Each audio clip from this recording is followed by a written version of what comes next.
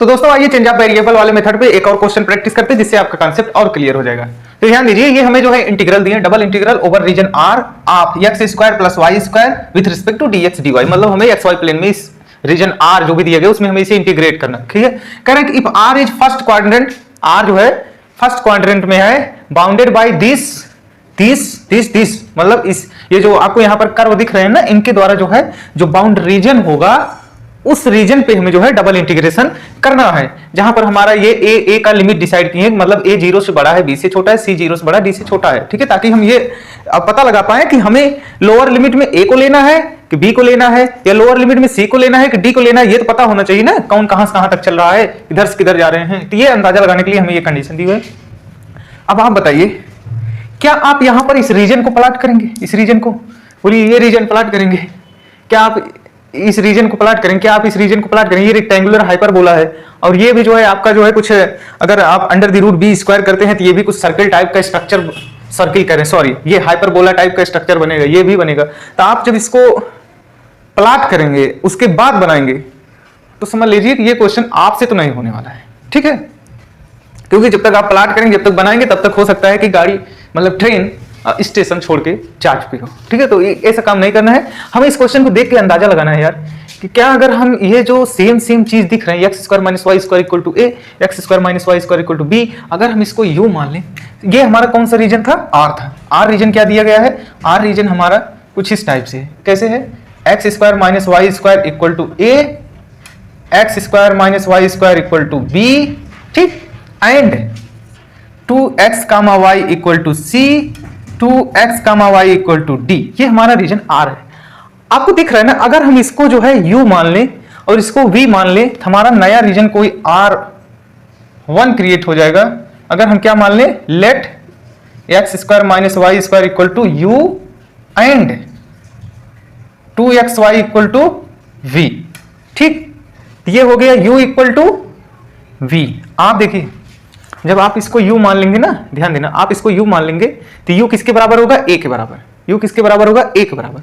और यहां पर u किसके बराबर होगा?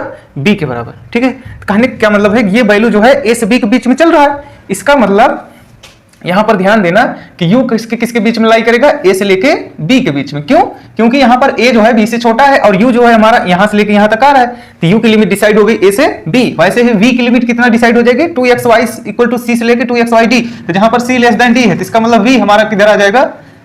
c से लेके d तक। ये हमारी v की लिमिट हो गई, जो कि हमारा रीजन r है।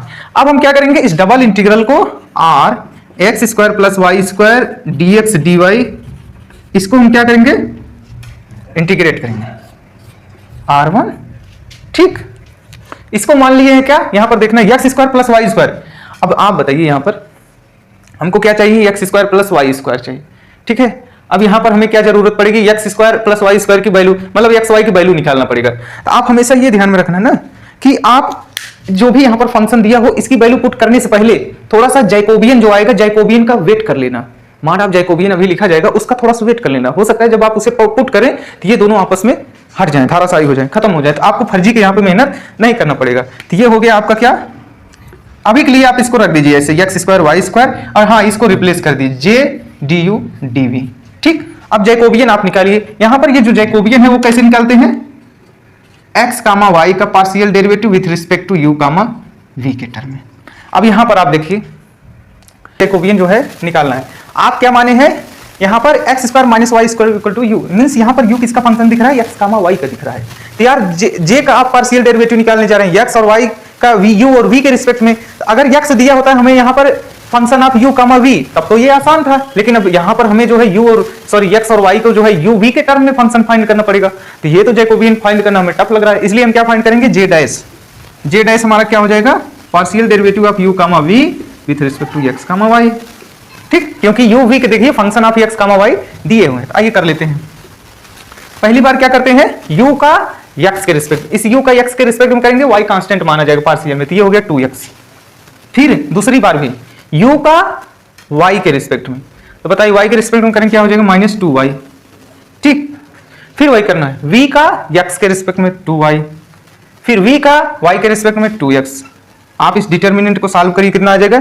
2x मतलब 4x स्क्वायर, ये 4y स्क्वायर, तो मतलब हो गया 4 common x plus y square, ठीक, ये हमारा जैकोबियन जे डैश आया। तो आप बताइए, आपको पता है कि जे इंटू जे डैश बराबर क्या होता है 1, तो जे बराबर क्या हो जाएगा, तो 1/4 into x square plus y square. हमको मॉड में वैल्यू लेना है, मॉड लगा दीजिए, मॉड लगाने कोई फर्क नहीं पड़े क्योंकि ये कैसा फंक्शन है, ये ऑलवेज जो है पॉजिटिव रहने वाला है, ठीक है, तो इसमें मॉड लगाने कोई मतलब नहीं, तो यहां रख दीजिए। अब यहां पर u और v का लिमिट पुट कर दीजिए। u आपका जो है a से b तक है और v आपका जो है c से d तक है, देखिए वहां पर लिखा गया। और ये हो गया आपका x square plus y square into Jacobian की वैल्यू रख दीजिए 1/4 into x square plus y square mod z की वैल्यू, ठीक है, और डी यू डी, ठीक, ये आपका कट गया, 1/4 बाहर ले लीजिए। और यहाँ पर u, पहले u के रिस्पेक्ट में अगर करना है तो u के, या v के रिस्पेक्ट कर लीजिए, तो यहाँ u करेंगे तो यहाँ सिर्फ u आ जाएगा, और u की लिमिट एस बी रखेंगे तो क्या आ जाएगा, b माइनस ए आएगा, जो कि कांस्टेंट है, हमने बाहर ले लिया। अब बच रहा है इंटीग्रेशन v इक्वल टू सी से d dv, इसको सॉल्व करेंगे क्या आ जाएगा, तो ये आपका आ जाएगा 1/4, यहाँ पर b माइनस ए इंटू यहाँ v आ जाएगा, v की लिमिट डालेंगे तो क्या आ जाएगा, d माइनस सी। ये आपका क्या आ गया, आंसर आ गया। इसका यूनिट क्या होगा, बोलिए इसका यूनिट क्या होगा। यहां पर देखिए फंक्शन यूनिटी नहीं है, तो इसका यूनिट क्या हो जाएगा, यूनिट क्यूब, मतलब ये हमको क्या देगा, वॉल्यूम, ठीक। तो ये था हमारा प्रोसेस चेंज ऑफ वेरिएबल का। आप और क्वेश्चन प्रैक्टिस करना। अब आने वाली वीडियो हम लोग स्टार्ट करेंगे पोलर फॉर्म जो है, उसके बाद खत्म करने के बाद तब हम स्टार्ट करेंगे ट्रिपल इंटीग्रेशन, ठीक है। तो आज के लिए इतना ही, मिलते हैं नेक्स्ट वीडियो में, थैंक यू।